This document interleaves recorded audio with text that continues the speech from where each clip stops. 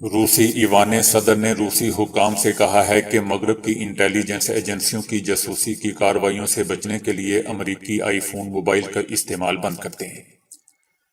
वो अमरीकी company Apple के बने हुए आईफोन मोबाइल का इस्तेमाल ना करें क्योंकि इन मोबाइल फोन्स में मगरब की इंटेलिजेंस एजेंसियां दरअंदाजी करती हैं।